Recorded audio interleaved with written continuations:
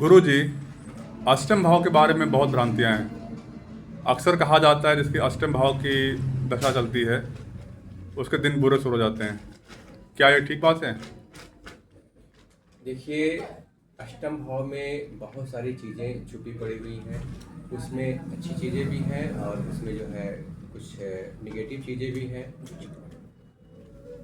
तो अगर अष्टम भाव की दशा चालू हुई है तो उसके हमें पॉजिटिव पहलू को देखना चाहिए। उसमें जो हमें उसके जो निगेटिविटी है उस साइड ना जा करके हमें उसके जो पॉजिटिव कारकत्व हैं, ध्यान साधना, उसकी तरफ हमें आगे बढ़ना चाहिए।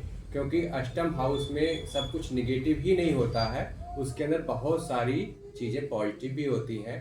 अष्टम हाउस और 12th हाउस और 4th हाउस, यह 3 हाउस जो है यह मोक्ष त्रिकोण बताए गए हैं।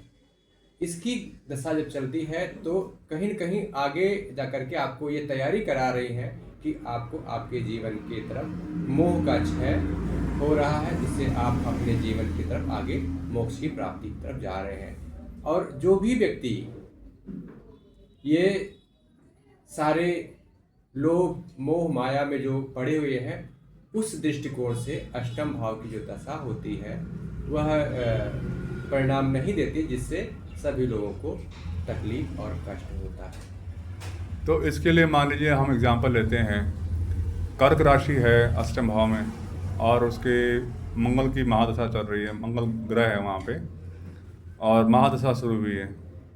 तो व्यक्ति को ये भाव आता है क्या पता मेरे साथ ऐसी कोई बड़ी घटना ना हो जाए, क्योंकि मंगल वहाँ बैठा हुआ है, कार्य तत्व तो इसके अलग हैं, लेकिन भाव तो अष्टम है। क्या इसमें इसमें से हम पॉजिटिविटी कहाँ से खोजें? पहली बात, यदि मंगल जो है अष्टम हाउस में कर्क राशि में है तो उसकी जो दो राशियां हैं, एक तो मंगल की मेष राशि है और दूसरी मंगल की वृश्चिक राशि है। और यह जो कर्क राशि में मंगल है, यह धनु लगन व्यक्ति की पड़ेगी, जिसमें मंगल जो है मूल त्रिकोण राशि का स्वामी होने के नाते इसमें उसके निगेटिविटी की जो चांसेस हैं बहुत कम होंगे। और दूसरी बात यह है कि कोई भी ग्रह त्रिक भाव में 6, 8, 12 भाव में अगर है तो उसमें उसके फल जो है पॉजिटिव हो जाते हैं। और नीच भंग राजयोग भी यहाँ पे मंगल का बन रहा है।